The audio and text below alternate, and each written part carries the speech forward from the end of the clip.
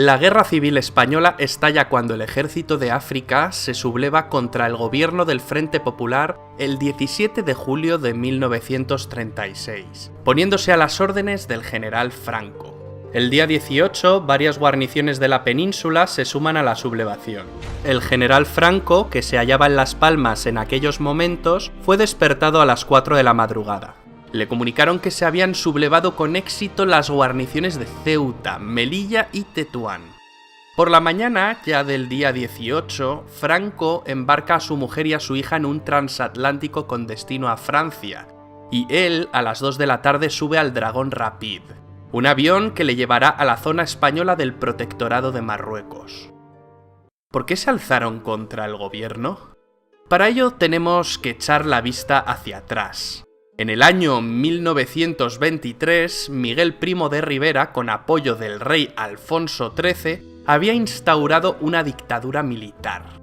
En 1930, agotada la dictadura, dimite. El país llevaba muchos años de atraso social y económico con respecto a otros países de su entorno. En 1931 se convocan elecciones municipales. Fueron elegidos más concejales monárquicos que republicanos. El caso es que la coalición de partidos republicanos, moderados y de izquierda obtuvo mayoría en las grandes ciudades, por lo que el rey Alfonso XIII, viendo las manifestaciones pro-republicanas tras los comicios, decide hacer las maletas y huir del país. En Madrid, el Comité Revolucionario proclama la República, lo que se conocerá como Segunda República, ya que España había tenido otra fallida aventura republicana muchos años antes. La monarquía renunció a sí misma, por lo tanto, la Segunda República estaba perfectamente legitimada. Niceto Alcalá Zamora asume la presidencia del gobierno provisional, que tenía como misión elaborar una nueva constitución republicana con un corte fuertemente anticlerical. Niceto Alcalá Zamora, que era católico, propugnaba una secularización más moderada y se encontró con una fuerte oposición. Una ola anticlerical se desató en buena parte de España. Los disturbios empezaron en Madrid, y la algarada se propagó rápidamente, con violentas revueltas en otras ciudades. Muchos conventos y edificios religiosos ardieron, se profanaron lugares de culto y cementerios. Hubo muchos heridos, incluso muertos. La Constitución se aprobó en diciembre y se iniciaron las primeras reformas. Alcalá Zamora ya había dimitido por no estar de acuerdo en el trato que la Constitución daba a la cuestión religiosa. Comenzaba la etapa de Manuel Azaña, que pretendía acelerar la modernización del país. Temiendo que Alcalá Zamora emprendiera una campaña revisionista y de desprestigio contra la República, los socialistas y los azañistas convinieron en ofrecerle la presidencia de la República, cargo que ocuparía durante años con gobiernos de distinto signo. A esta etapa hazañista de 2 años, del 31 al 33, se la conoció como el primer bienio, o bienio reformista. En el 33 volvió a haber elecciones, y esta vez ganó una coalición de derecha que acabó encabezando Alejandro Lerroux. Este segundo bienio es conocido como el bienio conservador. Fue un periodo de gran inestabilidad, con un intento fracasado de golpe de Estado.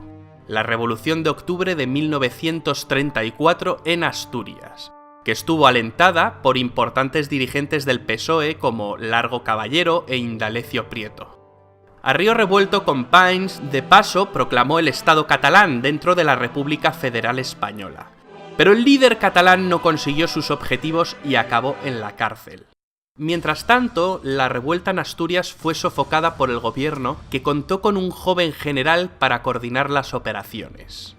Se llamaba Francisco, de primer apellido Franco. La insurrección de Asturias reafirmó en la derecha y especialmente en los monárquicos la convicción de que si el Estado había conseguido sofocar la revuelta, no había sido por la eficacia de las instituciones republicanas, sino por la determinación de las Fuerzas Armadas de actuar rápida y contundentemente.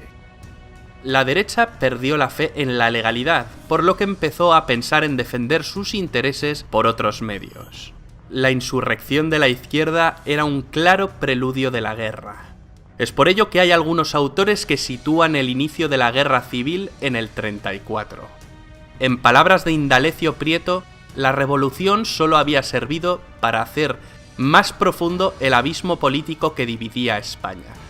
La represión fue dura, se hicieron muchos prisioneros, hubo juicios y sentencias de muerte, aunque también por rebajar la tensión muchas penas fueron conmutadas. En la derecha creció un temor a que en un próximo intento acabara triunfando una revolución bolchevique. En febrero de 1936 se celebraron elecciones generales, las últimas de la Segunda República Española. Las izquierdas, para ganar, se unieron en lo que se llamó el Frente Popular, una coalición de socialistas, comunistas y anarquistas. La cosa estuvo muy empatada, pero la coalición Frente Populista acabó obteniendo la victoria, no exenta de sospechas de fraude. Las posiciones se habían radicalizado mucho. La izquierda no supo contenerse y los desórdenes se sucedieron de nuevo. Manifestaciones, huelgas, quemas de conventos e iglesias. Además, los políticos de izquierdas ya exigían sin ambages la dictadura del proletariado.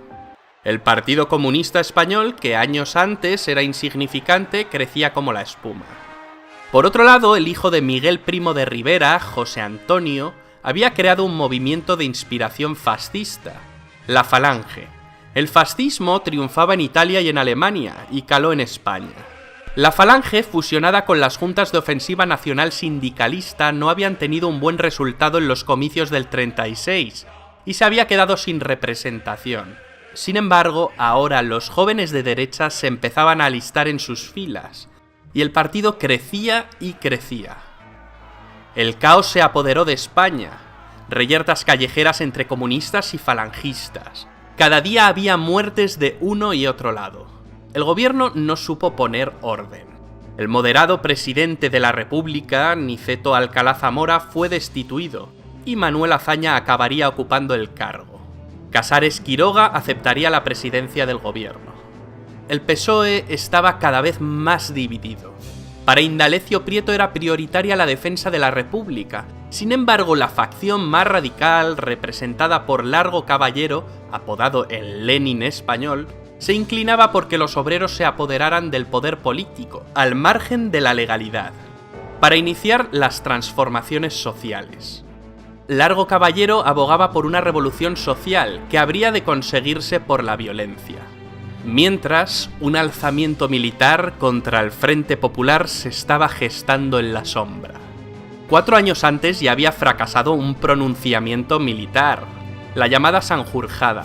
Sin embargo, en 1936 la sublevación contaría con el general Mola como director, con Sanjurjo exiliado en Portugal otra vez al frente.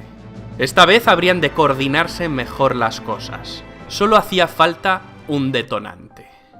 Y ese detonante llegó.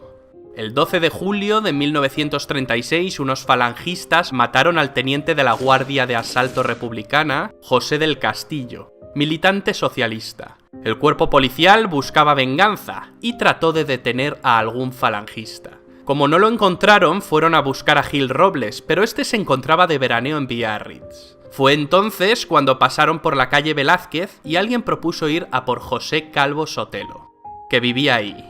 Le detuvieron de madrugada y le metieron en una camioneta. Ahí un escolta de Indalecio Prieto le disparó en la nuca. José Calvo Sotelo era una gran figura de la derecha, diputado y destacado líder de la oposición.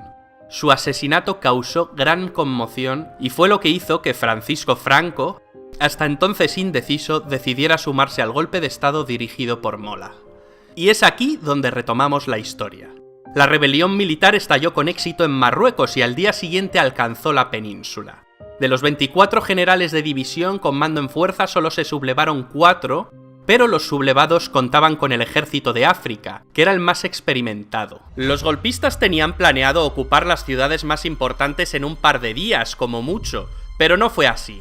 La intervención de las fuerzas de seguridad, las tropas leales y los civiles armados por el gobierno frustraron parcialmente el golpe. El alzamiento no triunfa ni en la capital, Madrid, ni en Barcelona, aquí gracias a la decisiva intervención del general Aranguren, que se mantuvo fiel a la República. La guerra se enquistaría durante 3 largos años.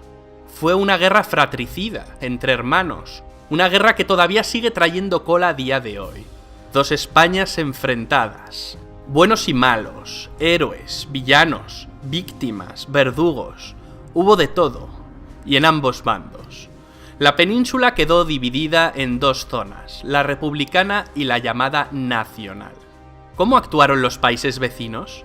Lo cierto es que ninguna democracia movió un dedo para ayudar a la República. De hecho, Inglaterra y Francia promovieron un acuerdo de no intervención, al que se sumaron muchos países. Este acuerdo fue una farsa, y algunos países se lo saltaron a la torera.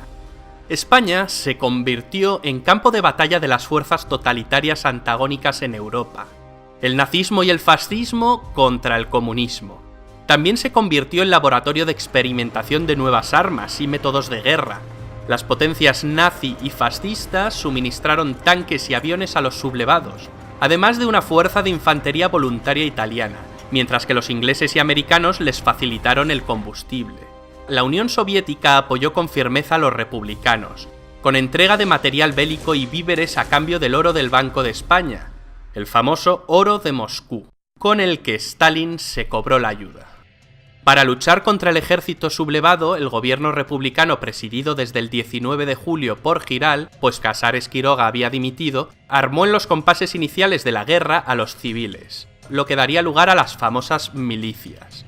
Valientes milicianos, indisciplinados, iban a convertir la famosa lucha de clases en una guerra de clases.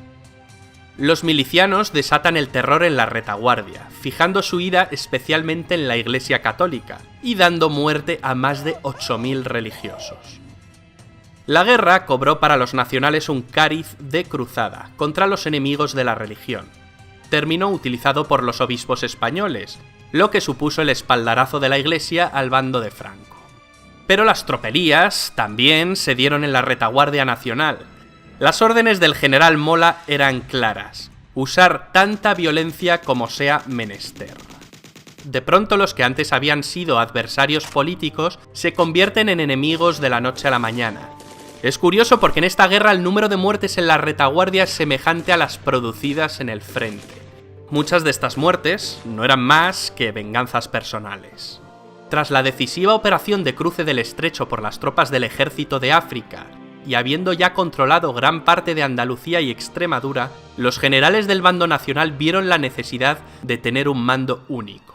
A finales de septiembre del 36, una reunión de altos mandos de la facción sublevada decide nombrar a Franco como generalísimo de todos los ejércitos y jefe del nuevo estado erigido en la zona sublevada. Franco se resistió hasta el último momento a ser el elegido. Mientras, en Madrid, el gobierno de Giral se había derrumbado, y el socialista radical Largo Caballero fue designado presidente del gobierno republicano. La escasa afluencia de voluntarios para empuñar las armas, unos 100.000 en cada zona, obliga a ambos bandos a abrir las cajas de recluta. En agosto los nacionales, y en septiembre los republicanos. A partir de entonces se enfrentarán dos ejércitos engrosados por soldados de quintas, muchos de ellos totalmente ajenos a la lucha ideológica, que se dirime a tiros. Los combatientes luchan en el bando que ha triunfado en su pueblo, ciudad o provincia. La lealtad geográfica será la realmente mayoritaria. El gran objetivo de los sublevados es tomar la capital. La gran ofensiva de Madrid es planificada como un movimiento convergente de las tropas de Mola por el norte y las de Franco por el sur. Si cae Madrid, los nacionales tienen ganada la guerra.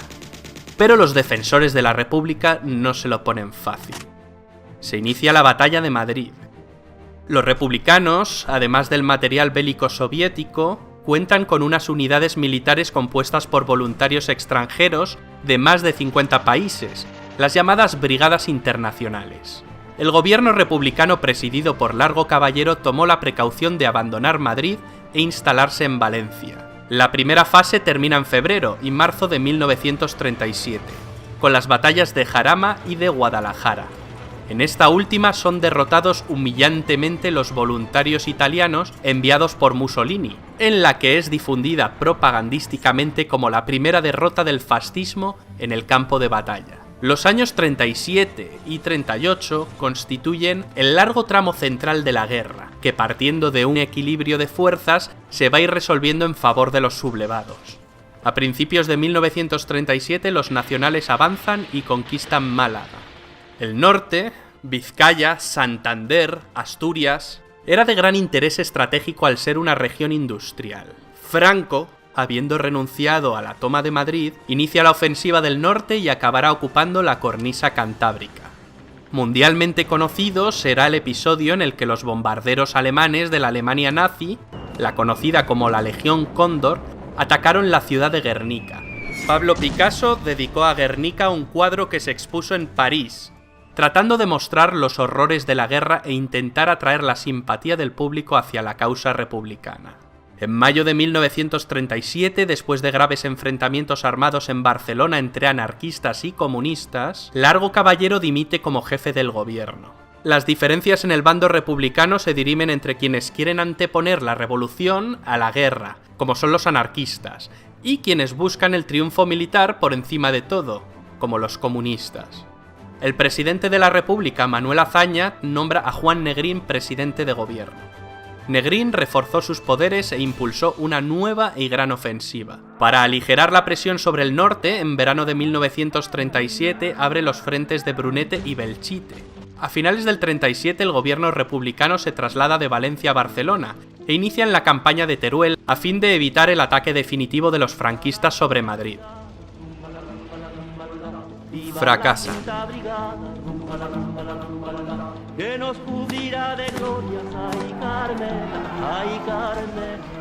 Tras la pérdida de Teruel por las tropas republicanas en febrero de 1938, los ejércitos de Franco lanzaron una ofensiva en Aragón que arrasó las defensas republicanas. Los nacionales penetran en Cataluña y toman Lérida, donde encuentran una fuerte resistencia republicana. En abril llegaron a las playas de Vinaroz, separando el territorio republicano que quedaba dividido en dos áreas principales, la de Cataluña y la de Madrid.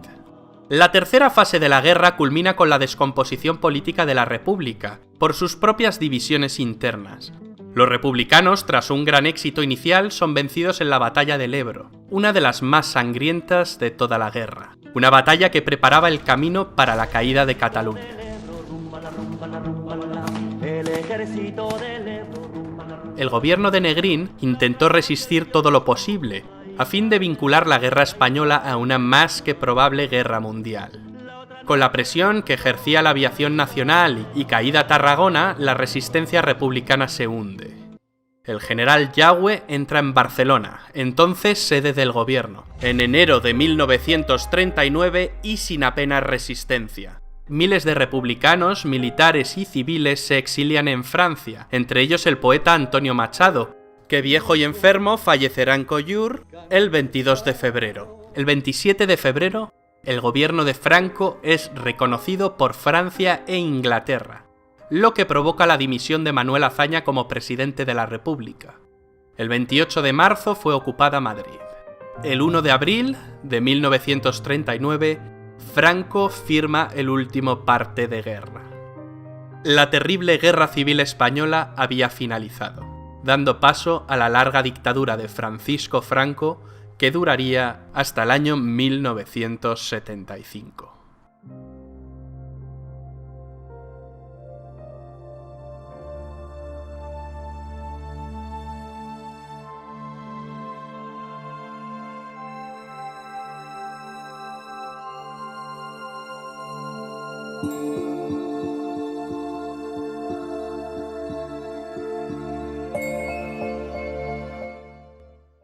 ¿Quieres ser miembro del canal? Al lado del botón de suscripción hay un botón que pone unirse. Haciéndote miembro del canal obtendrás insignias y emojis personalizados. También garantizarás la viabilidad económica del canal. Haremos directos privados exclusivos. Verás los vídeos antes que nadie y podrás elegir qué vídeos quieres que hagamos. Es una aportación mensual que puedes pagar vía PayPal o con tarjeta de crédito. Para finalizar le das a comprar y ya está.